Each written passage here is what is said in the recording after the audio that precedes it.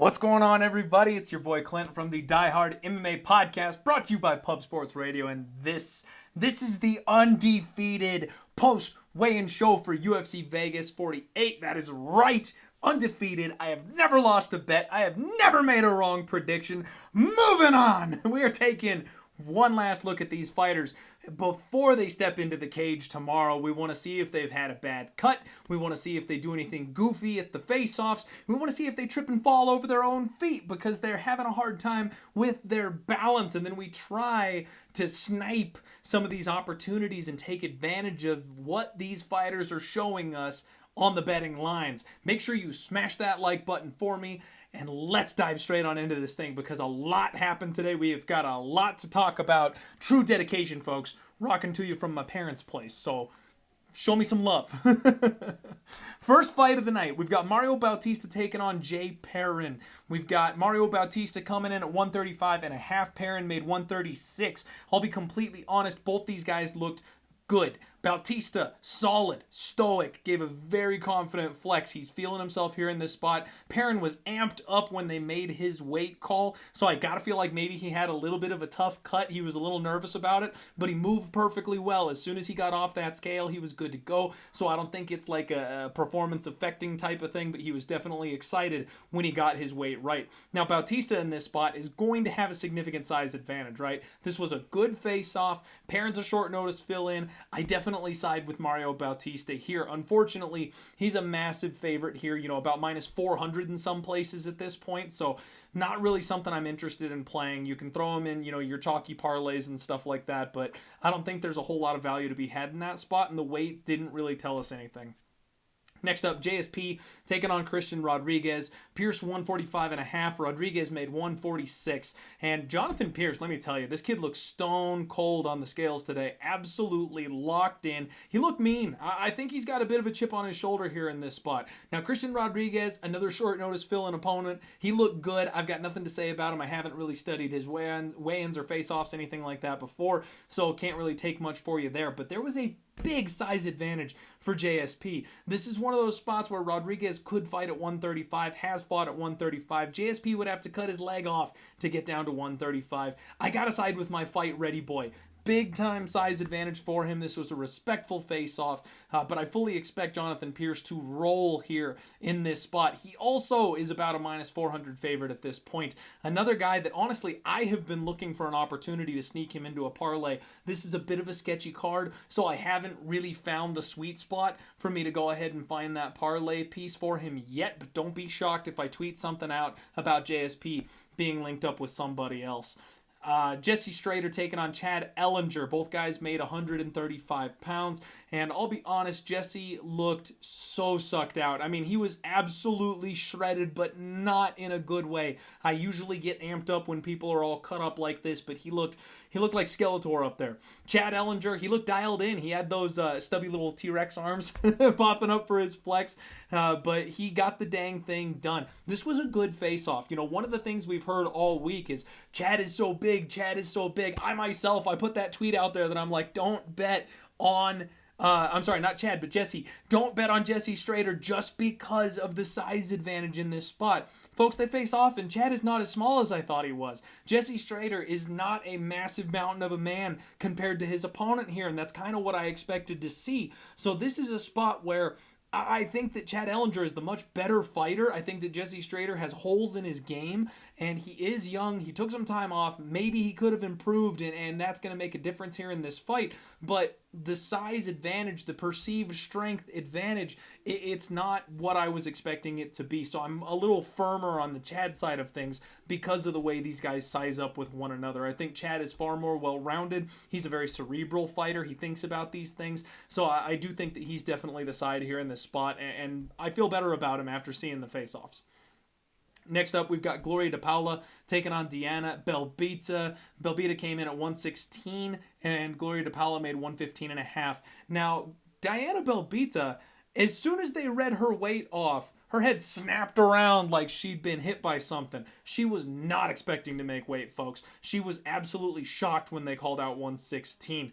you go back and watch that video. I mean, she looked fine on the scale. She's a bit tall and lanky, so maybe she had a bit of a tough cut and was just going to take the slight miss or expecting to have to pull out the box. A shame, but you can tell she's very surprised there. Gloria de Paula, she came in, she gave a good flex. She was imitating Johnny Walker with the scream on the scale. She looks like she's intense, good shape, ready to go. And when they faced off, I mean, this is a great face-off. These two size up very, very well. And something that I've noticed, now this is maybe just a bias, this is just me personally, but I prefer the muscle to the string bean style when it comes to the women. When you've seen that they've got some actual oomph on them, some meat on the bones, it seems like the skinny ones get, muscled around by their opponents a lot, or they end up in bad positions a lot. Now, someone like Rose Namajunas is the perfect counter-argument for what I'm talking about, but I'm just saying in general, I tend to lean with the more muscular females here.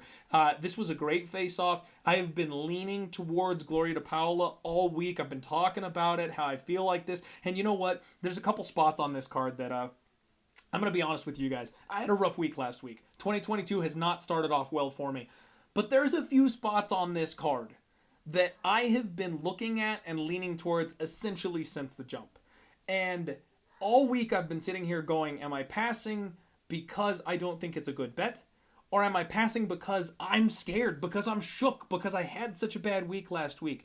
And if the answer is that I'm passing because I'm being, a little bitch, I need to make that bet. I need to be making that bet and not be changing my process, because the process is what got me to the dance. So I might be adding a couple of plays here because I've decided that this is a spot that I would have taken had I not taken a 9-unit beating the week before. And if that's the argument that I come to, then I'll probably be locking some spots in. And Gloria de Paula, I think, is the better of these two fighters. I think she hasn't had the opportunity to show as much. I'm not a believer in Diana Balbita, and I think the low IQ, the mistakes that Balbita makes, is going to open the door for somebody like de Paula. They size up very well. De Paula looks like she's the bit more physical of the two, and she did that interview where she's talking about grappling more. We know Diana Balbita is a terrible grappler, and she is more than willing to engage in that realm.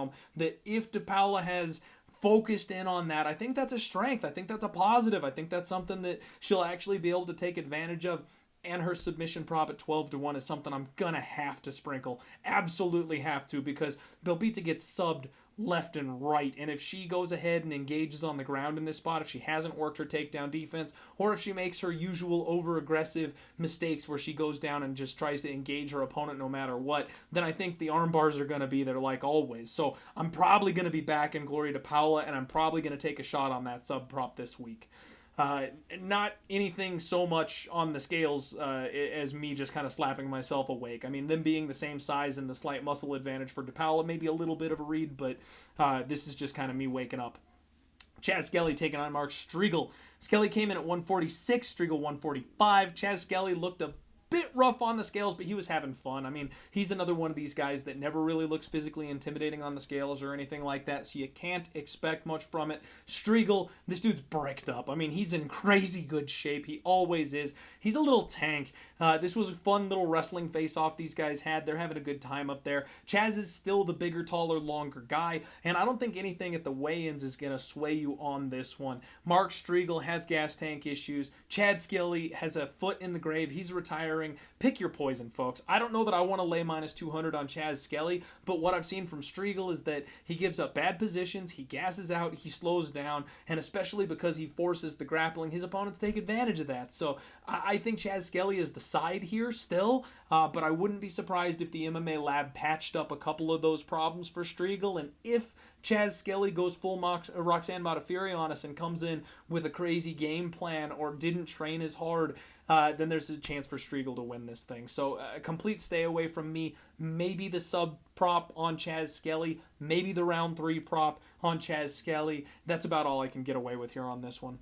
Jessica Rose Clark taking on Stephanie Egger. Rose Clark came in at 135.5. Egger 135 on the dot. And Jessica Rose Clark went full Harley Quinn. I love it. I love the cosplay weigh-ins whenever they get into it and they have fun and they dress up and do the... I love the whole thing. I'll take it every time.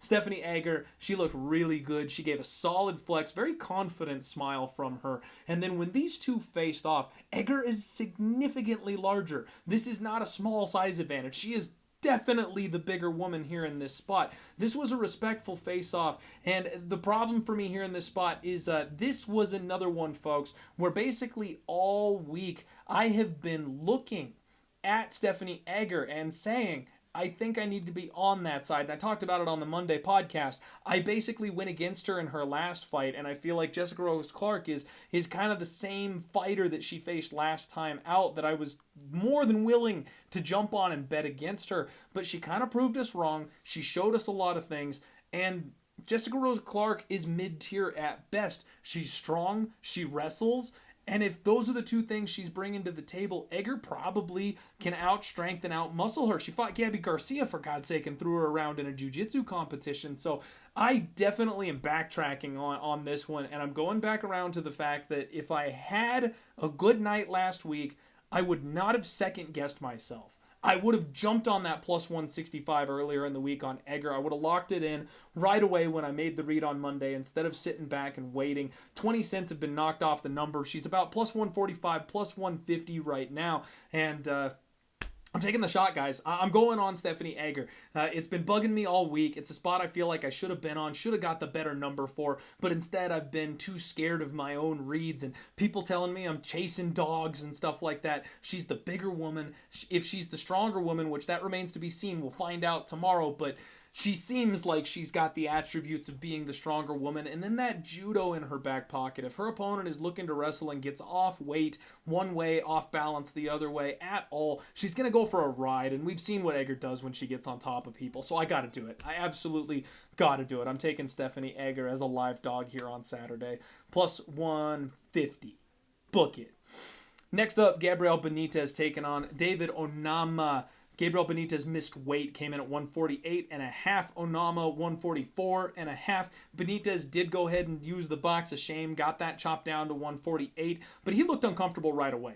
This has been a thing with Benitez. He misses weight a lot at this phase, and his face looked awful. He looked very sucked out, very uncomfortable on the scales from the jump, and they confirmed he wasn't cutting more even though he came in with like an hour left to go. So you got to wonder if it's a medical thing or if he just knew he wasn't going to get it done. He misses weight far too often here for me. David Onama looked jacked. Bro looks like a comic book character. He's got abs for days popping way out. He was locked in, folks. And this is a spot that, again, I talked with my co-host Dan Levy on Monday about this one. I said that I wanted to back Onama. I said I wanted to be on Onama. I have never been a Benitez guy. I've always looked for opportunities to fade Benitez because if I'm being honest, I think he's mentally weak. I think he quits. You put him on the back foot and he is not the same fighter. And then I didn't actually lock in the Onama bet. And you want to know why is because this line is wrong, all right? This line is backwards. There is no way that Onama should be favored in this spot over Benitez because he won one UFC fight and he looked good on short notice. That doesn't make any sense whatsoever. And the gambler part of me, the intelligent part of my brain kept saying, Clint, you cannot back Onama as a favorite. If he was a plus 115 underdog, all day ride it to the bank. But because they're trying to have you lay minus 165 or minus 170, that is a ridiculous price tag. And regardless of the outcome, it's a bad bet. And I always try to tell people to make good bets. I always try to find the value and make a good bet. Laying chalk on Onama I thought would be a bad bet. I'm going to quote my guy Dan here. He said it best himself. This is a leap of faith. We're backing this kid Onama, and the weight miss was all I needed. I apologize. I didn't bring the tinfoil hat. I don't have it. I would put it on right now if I did. The weight miss for Benitez, he looks broken, folks. Like, I know he took a beating in his last fight. He's been knocked out a couple times. He's quit a couple times. If you pressure this guy, he folds. And now he's coming in missing weight yet again. It's showing me chinks in the armor. I'm all about Onama at this point. I got minus 150 this morning, 3 units to win 2, tweeted it out. I definitely want to back this kid. I've wanted to back this kid all week. And for those of you who always tell me that value doesn't exist and you throw all that out the window and just bet the winner, well, there you go. There you go. I'm taking my shot. This is a spot where I am just trying to bet the guy who gets his hand raised at the end of the fight, regardless of the price tag. So if I lose, I'm blaming you. Next fight up, Buckley taking on Abdulrazak Al-Hassan. Buckley came in at 183. Abdulrazak Al-Hassan made 186. Now, Buckley, he's a thick boy. We know that. Smiling, waving to grandma. He's in a good mood. Good to go in this one. And Abdulrazak Al-Hassan was all smiles today. I mean, this was the weirdest Razak Al-Hassan weigh-in I think I've ever seen. He gave a big flex, but he was relaxed. He was smiling. He was enjoying himself. And then this was a great face-off. Razak has a decent little size advantage on him, and both guys were talking. Buckley brought him like a little gift, and then Razak asks him if he brought a gun, and Buckley's like, no, I didn't bring a gun, and he goes, you're gonna need it. Ha! If I've ever heard some words that had me wanting to get behind somebody, those were them right there. Now, the market has been a little interesting lately on this spot because there's been some decent love coming in here on Buckley. He opened up minus 150 or so, and now he's trending towards minus 165, minus 170 in some places. So the late money is coming in here on Buckley. Now, Razak Al-Hassan, I was intrigued at plus 125. Now he's up at plus 145, and I'm definitely interested in a little sprinkle here on Abdulrazak Al-Hassan. One thing I've talked about with a couple people, a couple of intelligent gamblers here in the space, is that there's no reason to believe that Abdulrazak Al-Hassan can win this fight outside of the first round. He's never shown us that he can do it. He's never won a fight past the first round, but now he moved out and he's training with Mark Henry at Elevation. So I can expect some improvements in his gas tank, and especially because of what that man does out there with his teammates, with his fighters, the way that not Mark Henry, God, what am I talking about? That's not Mark Henry. I apologize. That's the wrong coach's name, Trevor Whitman. Trevor Whitman does wonders with fighters and is a much better coach. No, I'm just kidding. No shade being thrown here. Mixed up my names. I expect kind of a better version of Abdulrazak Al-Hassan, and the biggest thing for me is that Abdulrazak Al-Hassan is having fun again. He got the monkey off his back in his last fight, getting that knockout. He got that breath of fresh air. He got the wind back in his sails, and now he's confident. That comment he made to Buckley telling him he's going to need a gun, I mean, I know you can't lean too far into those kinds of things, but holy crap, like he's confident to say something like that at the weigh-ins. Now, Buckley, you listen to his interview, and he knows all about the round one thing. He actually mentions what Abdulrazak is going to look like deeper in the fight, rounds 2, round 3. Let's see what he looks like then. So I think we are going to get maybe a grappling-heavy approach from Joaquin Buckley, but we've seen this guy clipped, we've seen him hurt, we've seen him knocked down. If Razak Al-Hassan has an even slight better gas tank, I think he'll be live a little bit deeper in the fight. All of this is pure speculation, folks, but at the end of the day, I don't want to lay minus 170 on Joaquin Buckley. Just not something I'm interested in doing. So it's a dog or pass spot for me. Haven't pulled the trigger on a bet or anything like that yet. I'm a little interested in Abdulrazak Al-Hassan by knockout, but this is another spot kind of like Francis Ngannou a couple weeks ago where I don't want to get fancy because we could see the guy turn a corner. Not necessarily expecting it, but we could. So maybe don't get fancy, take the plus 145 and play the money line straight if you like the Razak Al-Hassan side of things. Jim Miller taking on Nicholas Mota. Miller came in at 156. Mota came in at 154. This was classic Jim Miller. He's been here a million times. Don't expect anything new or different. He was relaxed, looking good. Mota came in, tossed a little salute, but honestly, he had a little chip on his shoulder too, a little attitude problem. This was a good face-off. When they got in there, Mota's got a slight size advantage. Both guys are gunning and ready to go. I'm just backing violence here, folks. I did want to bet Jim Miller. The first time they had this fight booked, I was ready to bet Jim Miller at even money or minus 120. I talked on Monday how I felt like maybe I got saved by the rebooking, and I'm not going to ping pong. This is the thing, is I'm trying not to ping pong back and forth myself on these picks. So especially here with Jim Miller, I recognize this is the Dana White Contender Series fade spot. You've got Mota coming in, making his UFC debut. You got Jim Miller, who's a legend and somebody who absolutely belongs at this level and has proven that time and time again. Getting plus 150, plus 155, that's the value side, 1,000%. I am not laying chalk on Nicholas Mota, but the way we saw Jim's durability starting to go, I worry about that because Mota's a hell of a power puncher, and he's already talking about how broke he is. He's coming in looking for a bonus. Like, this is going to be a scrap. Just give me the violence. I got the under 2.5 at minus 125 for 2.5 units. That's the move. I just want one of these guys to collapse in the first round, and I'm good to go. Next up, the Twitter main event of the evening. Parker Porter taking on Alan Bedoe, and I say that it's the main event because it's everybody against me, basically. Parker Porter came in at 263. Bedoe made 256. Classic Parker Porter. He's a big, thick man. And Bedoe came in. He came in looking a little pudgy, if I'm being honest. I did not particularly enjoy that sight. I was hoping he'd be in a little bit better shape for this one. Allen's a lot taller than Parker Porter. He's a very big frame. And Parker Porter's much thicker, though. We do have to admit that. This was a respectful face-off. Folks, I'm on Alan Bedoe. I'm not a gigantic fan of it, but I mean, we got middle-of-the-road heavyweights. The world is on Parker Porter, and I can't for the life of me get to where everybody else is. I guess I should have waited because plus 230s are out there now. I think I got plus 210, so missed a little bit on that line move here. But it's been a landslide of all Parker Porter money people talking about how good this guy is, how fast his hands are. He's chinny and hittable, guys. Like, I know Alan Bedoe is not a great fighter, but if you're looking for someone to go out there in round one and smoke somebody, Alan Bedoe is the guy that's going to do that. Parker Porter's the guy that's there to get hit. So I think a violence bet on this fight makes a ton of sense, but I think Alan Bedoe has the more athletic gifts, and I think he'll put that to work here in the first round. Next up, we got Dawkins and Pickett. This is a 195-pound catch weight. Dawkins made 193 and a half. Pickett came in at 194. Both these guys look good. Pickett looks solid, gave a big flex, and Dawkins is starting to show off some abs. You know, he's another one of these guys that's never been overly muscular, but you can see the abs hovering right underneath the skin there. Dawkins has a pretty significant size advantage here in this spot, and this was a really good stare down. These guys are looking to get after it. Jamie Pickett on the small size here again. Very sketched out by this fight, if I'm being honest. I really kind of like Kyle Dawkins here in this spot. Jamie Pickett, I don't like his game plan for the type of fighter that he's facing, but this one could turn into a slog. It could turn into a grind. I was thinking about maybe parlaying Kyle Dawkins. The size advantage is definitely a good thing when Pickett's the type of guy that really relies on outmuscling his opponents. So, yeah, kind of like Kyle Dawkins. Haven't moved on it yet. Maybe he's a parlay piece.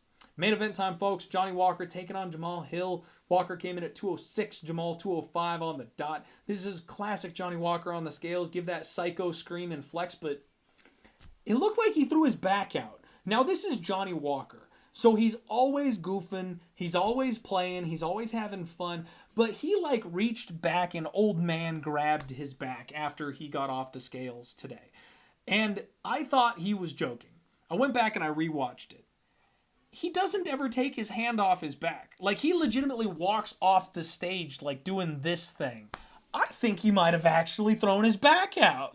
Like, that would be the most Johnny Walker thing of all time for him to be having fun flexing on the scale and overflex himself and actually pop his back. Jamal Hill came in, gave the double thumbs up, looked good, did a freaking shoey. Jamal Hill... I tweeted out, I don't know if that's good juju or bad juju, because the shoey is an act of victory. Tai Tuivasa has taught us that when you win a fight and you knock a fool out, you do a shoey afterward. And it's pretty ballsy of Jamal Hill to come in here and throw back a shoey before the fight happens, before that cage door closes. So I like the confidence, but that's a little spooky. Guys, Walker is huge. This is a spot where we knew Jamal Hill was a bit of a speed guy at 205. He's lighter, he's thinner, he's faster. But I didn't realize Walker was going to be this big, and it's significant. He's a big dude. This was an intense face-off. I mean, they were having fun, but they got head-to-head. Like, they went forehead to forehead and had to talk the UFC officials into, like, letting them get after it because they didn't want to let these guys touch each other. This was a fun face-off. I can't wait for this fight. Both guys are absolutely amped up. And I talked about this on the Total Takedown show, that I actually think the over is a sneaky good play here in this spot because I do think that it's going to be all about Jamal Hill and his pace, making sure he keeps up that work rate. Johnny Walker has been looking to slow these fights down. He's looking for one big explosive move, and if he doesn't get somebody out of there with it, he slows the pace down again. I also think with that bullying size, there's a chance we're going to see some grappling. I think there's a chance Johnny Walker actually shoots for some takedowns here in this spot to kind of mix things up. He knows his chin is a liability. You don't want to take 100 significant strikes from a guy like Jamal Hill, and he's the smaller man. I really think we could see some grappling here. So I kind of like this over 1.5. I'm definitely still in the Jamal Hill camp, regardless of the size disadvantage. He is the more skilled fighter. He's got the faster hands, and you can't back Johnny with that chin, in my opinion. But this is that one spot where it wouldn't shock me if Johnny Walker come out and flying knees the guy through the octagon cage. That's what he does. And especially with that size and that freak athleticism, it could happen at any point in time. I talked on my Total Madness show about doing the ladders, where it's just terrifying to take the overs in a fight where you've got two powerhouses like this. But if we see some grappling, if we see Johnny Walker trying to slow the pace down, this fight could go a whole heck of a lot longer than people are really expecting it to. I think the over is kind of a sneaky good look. You're getting about minus 140, minus 150 on the over 1.5, and then it's all plus lines from there. If you want to ladder up the 2.5, the 3.5, the 4.5, goes the distance. There's some stupid numbers on those, and I'm not quite sure if I'm crazy enough to make those moves. Give me a follow at DieHardMMAPod on Twitter if you want to see the bets that I actually lock in. Those are the ones that I'm looking at. That's the Undefeated Post Weigh-In Show, folks. We got a couple good spots this week. We got a couple of reads, some crazy action here at the scales today. Good luck on all your degenerate action tomorrow at UFC Vegas 48. Let's roll.